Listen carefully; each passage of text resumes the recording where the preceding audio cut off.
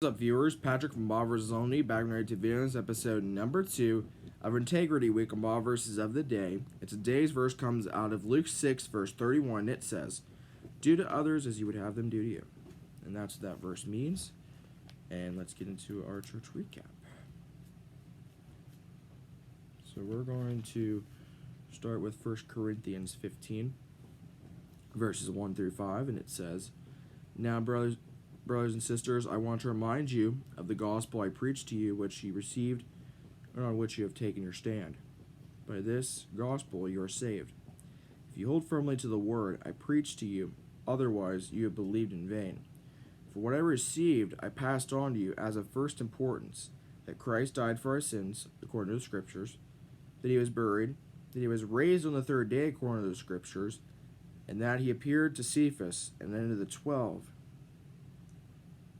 And that's what that verse means. And now we're going to get into the verse from yesterday, Rob was preaching.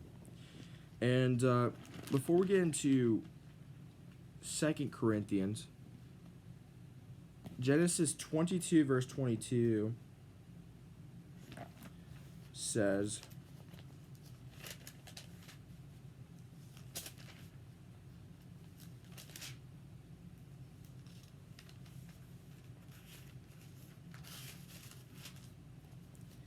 "And God said, take your son, your only son, whom you love, Isaac, and go to the region of Moriah. Sacrifice him there as a burnt offering on a mountain I will show you."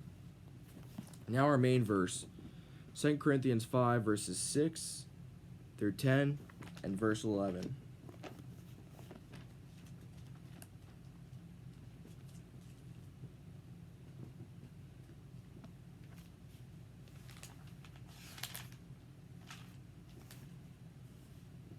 And here's what it says. "Therefore we are always confident and know that as long as we are at home in the body, we are away from the Lord. For we live by faith, not by sight. We are confident, I say, and would prefer to be away from the body and at home with the Lord. So we make it our goal to please him, whether we are at home in the body or away from it. For we must all appear before the judgment seat of Christ, so that each of us may receive what is due us for the things done while in the body, whether good or bad." And that's all for the verse portion of that sermon.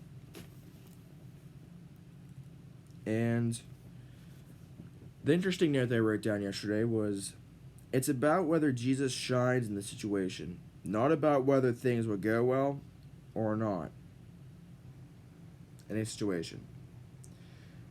And a good example of this is in the story of Shadrach, Meshach, and Abednego. Obviously, you know the story. Nebuchadnezzar has these idols, and he wants Shadrach, Meshach, and Abednego to bow down to them, and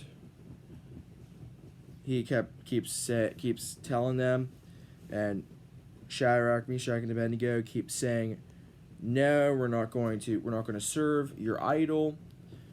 You know, we serve God."